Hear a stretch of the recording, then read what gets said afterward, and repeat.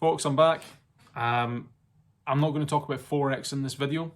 I thought because it's approaching the end of the year, I'd do a bit of reflection, and it got me on a different train of thought, and I thought I'll make a video of advice that I would give to myself, my younger self, and hopefully if there's younger people who are watching, they can gain something from this as well. These are by no means hard and fast rules. These are just my personal opinion. But it's stuff that I know 100%. If I knew this and implemented this 15 years ago when I was a young lad, 17, just starting my career, I would probably be in I wouldn't necessarily say a better position, but I'd have a lot more understanding and know who I am as an individual. So without further ado, let's jump into the video. So the first thing I want to talk about is not relying on other people for your happiness or your physical or mental well-being. A lot of people, especially those who are in relationships, sort of expect their partners to be their go-to if they're having a bit of a shit day. And by all means, you can go to them, and you know, if you're a bloke and your wife comes to you, you will more than likely try to fix her problem by coming up with some solution for it. Don't is the only other bit of advice I've got for that. Women don't want you to come up with a solution. They literally want you to be there to listen to them vent and all the rest of it. Only when they go, what would you do? Should you answer? So there's a top tip. What I'm really getting at here is, if that person was to disappear tomorrow, what would you do to cope with having a shit day at work? Or, you know, any scenario, we'll stick with a shit day at work. What would you do? There's no right or wrong answer. I guess the wrong answer is that you would go to your other half, but you can't because they've upped and left like a fart in the wind. I think the point I'm trying to make here is, you need to have your own anchor, to steal Dwayne "The Rock" Johnson's sort of buzzword. If we look at him for a minute, so he, regardless of what kind of day he has, he can have a really good day, he can have a really bad day. His anchor to bring him back to zero, so to speak, is going to the gym at this time and absolutely thrashing himself. You could not confuse, you could sort of say that anchor and a coping mechanism is the same thing. It just depends on whether you want to be pink and fluffy or you're not really bothered about that. But absolutely, you know, you need to provide your own happiness. It's not down to someone else to provide happiness for you. You can be happy when you're with them, absolutely, but don't rely on them to make you feel good about yourself. You should be doing this through executing your goals and just leveling up in general. Next thing I want to talk about is discipline. Now, I don't mean capital punishment. I don't mean, you know, hitting your colleagues like they're ginger stepchildren. I mean doing what needs to be done when you don't want to do it. And a really good example that I thought of was, you know, over the festive period, we tend to get a bit more lackadaisical. I've still managed to keep up running 3 times a week, but I'm tending to do it before the kids get up in the morning, so I can spend the whole day with the family. I ran twice this week. It got to this morning, alarm went off at 5:30, and I thought, I can't be bothered. I really cannot be bothered. And then I started to do that thing. I was trying to take the path of least resistance. And I could hear the voices in my head. They were saying, you ran 2 times this week already. You don't need to run it again. You just take the morning off. Just go and have a coffee. You know, go and read part of your book. And that's where discipline comes in. You need to get that out your head. And you need to knuckle down and do what needs to be done. Because no one else is going to sit there and go, you didn't go for that run this morning. Well, you're not getting better, you're getting worse, you're not staying the same. And that goes across all fields of your life. If you have an exam coming up, you need to study for it, right? Write out a schedule for when you're going to study and stick to it. The only person you're going to disappoint is yourself. And the only person that can force you to do this is yourself. Any other field, in every other field or every other facet of your life, it comes down to that as well. You need to remain disciplined. So the next thing I want to talk about is relationships. Now, if you're young and you're in a relationship, this probably won't matter as much. But if you're in a serious relationship with someone, if you think that marriage is maybe on the horizon, and kids, if you can see a future with this person, then have a listen in. Have these conversations before you put a ring on the finger. Make sure that you have talked about what you want in life. If you say to your husband or your wife, I want to have kids, and they're like, oh, I don't want to have kids, don't expect them to change their mind after you're married, because that shit does not happen. Likewise, if they turn around to you and say, I don't want to have kids, and you're like, oh, well, I do, but I want to stay with you, so I'm not going to have kids, don't do that either. Do not compromise thinking that they will change their mind or you will change your mind later on down the line. As difficult as it is, you need to end that relationship and move on, so to speak. We'll move on to moving on in a little while. But you can't expect someone to do a complete 180 and come to your way of thinking. And likewise, they can't expect you to do it. But you can't stay with someone on the off chance that you think they'll change their mind or you'll change your mind and they'll give in or you'll give in and you'll live happily ever after. These are conversations you need to have before you get married. Next one could be a bit of a touchy subject as well. And it's removing toxic people from your life. If you've never been in the presence of someone who's toxic, it can be unnerving because these people are just toxic. And toxicity spreads. In the environment in which I work, you don't really use the term toxic unless you genuinely mean it, because questions get asked. Why is this person toxic? What's been done about it? Why? Who else is being affected by this person's toxicity? If you're not part of an organization, if this toxic person is a one-on-one thing, the only way that's going to spread is to you. So take my advice here and get rid of these people out of your life, because you do not need them. You don't need to make a big song and dance about it. You don't need to oh my, you're such a toxic person, I can't deal with this. Just say to them, look, you and I are on different paths, and I don't know, you and I are on different paths and it's not congruent with where I'm going in life. And chances are you'll see them sort of spit their dummy out and be like, oh my God, how dare you say we're not on the same path, like you're better than me and all the rest of it.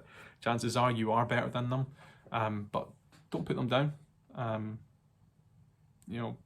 Remember that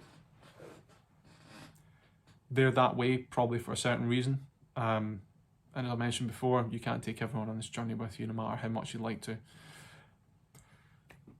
The next thing is preparation is key. A lot of us, and some really big people, Elon Musk is really bad for it, is wishful thinking. Don't leave anything up to chance if you can avoid it. If you can control the situation, then control it 100%. Don't think, well, I'll leave that just now because, that's probably going to be okay. Don't think things are probably going to be okay. Think they're not, and anticipate what you need to do in order to win it or to to make it happen or do what needs to be done. Don't become a victim to wishful thinking. Something that, if I had told myself this 15 years ago, I'd have thought I was such a boring old person.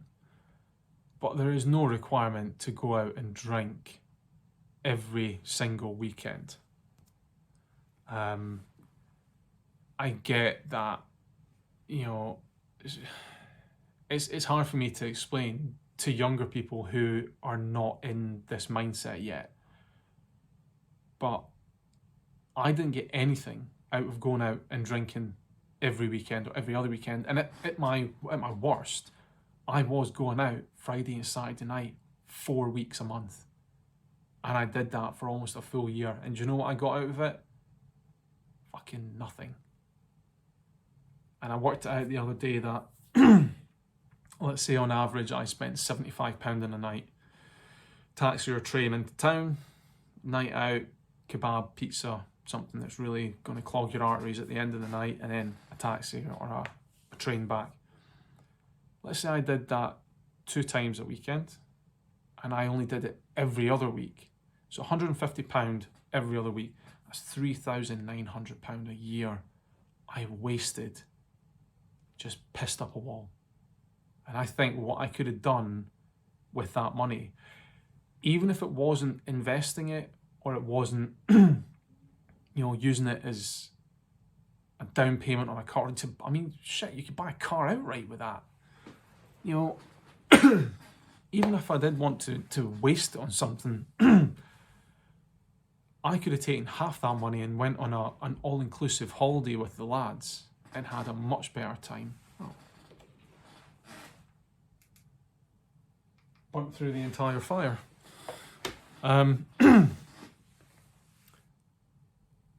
Yeah. But another way to look at it is those 26 weeks or those 26 weekends where you went out and you drank, did you actually enjoy it? You might have had a bit of a laugh, but were they truly worth going out and spending £75 in? Another thing that I would tell my younger self and any younger people out there is that you need to start investing now. Right now. You need to go and read a few books on investing, speak to a financial advisor, figure out when you want to retire. Don't work for 50 years for a pension. Decide, I want to retire at 40 and have assets which pay you to retire at 40. My mum, when I was 17 and I only earned £850 a month, my outgoings were £100. My mum's like, you should maybe start putting £50 a month away so you can buy a house. This was 2004, 2005. I was like, yeah, I'll do that. Yeah, I'll do that. I never did that. Bought the first house when I was, what am I now? 33, 27, I think. And all I can think about is the passive income that comes from owning that house and renting it out is £3,000 a year. And if I had not wasted so much money pissing up and just buying shit that is completely useless, I probably could have had at least another house, maybe 2 more houses from when I was 17 to now at 33. It's probably the best piece of advice you're going to get in this video is to start investing now. I don't really know what else to say about it. It is so important. A really good book, and I guarantee you, it's there. I implore everyone, go and read Rich Dad, Poor Dad by Robert Kiyosaki. Learn what liabilities are, learn what assets are, and learn how the rich get richer and the poor. Another thing that is probably really pertinent for young people nowadays, because we didn't have finance for cars when I was younger. It was you got a personal loan or you saved up for it. You do not need to get finance on a car. You don't need a car that you're paying £200, £300, £400, £500 a month for. And I know people who are paying £500 a month for a car, and it's like a quarter of their wage. It's ridiculous. And a lot of people will turn around and say, I need a reliable car. Folks, we live in 2020. You could have a 10-year-old car, and that thing will be so reliable, it will last you 20 years. All right, that is the state of the cars that we have nowadays. Is that, yes, you will get the generic mechanical things that go, the clutch, the brake discs, timing belt. These all need change depending on the model of the car. 80,000 plus miles, they all need change, blah, blah. You can save for this stuff. You can put money away each month, find out how much it costs, and put that money away. So that when it happens, you have like an emergency fund there.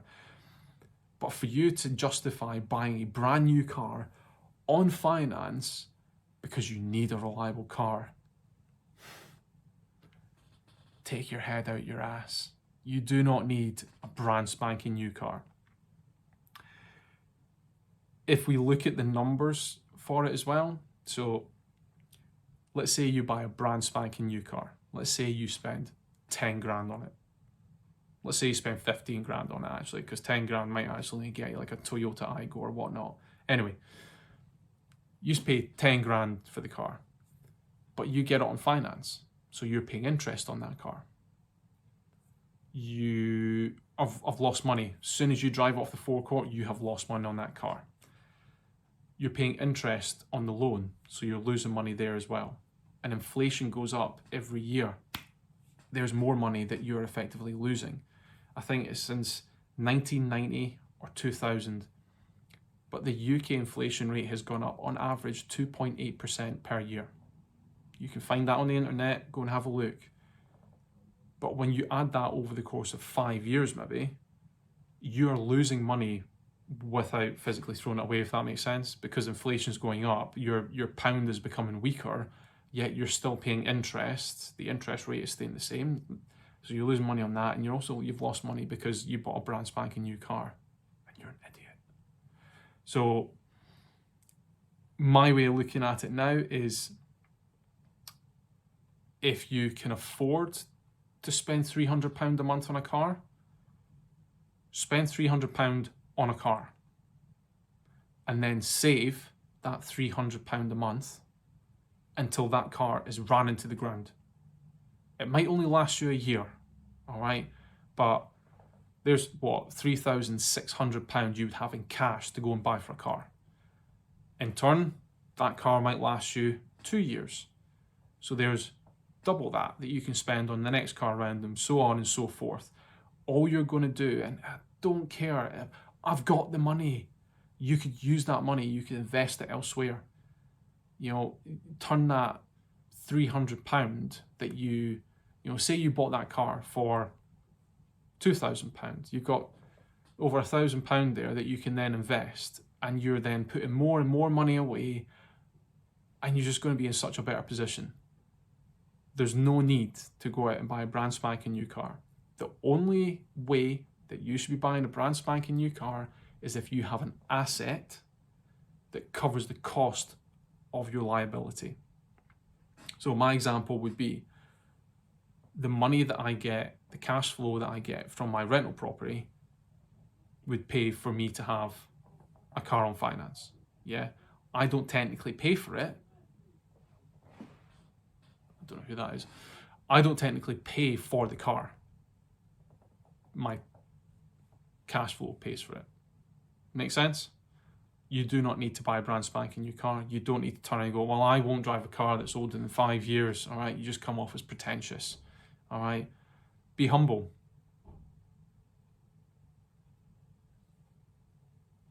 Yeah, be humble. And the last thing I want to talk about is, don't worry about people who aren't happy for you.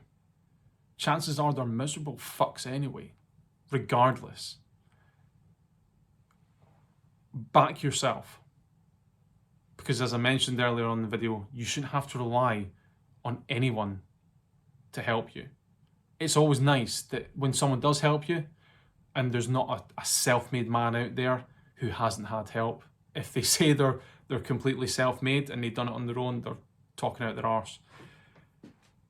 I have never been hated on by anyone who is ahead of me in the game or ahead of me in the same or a similar journey.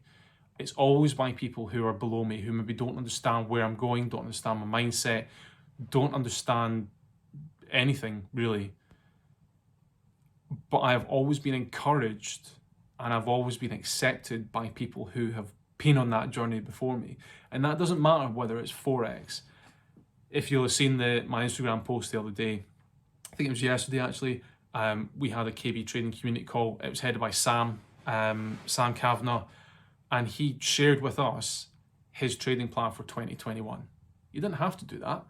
He could have quite happily sat there and gone, this is brilliant, this is going to make me level up, I'm going to expand, I'm going to become so much better than I was this year, etc., etc.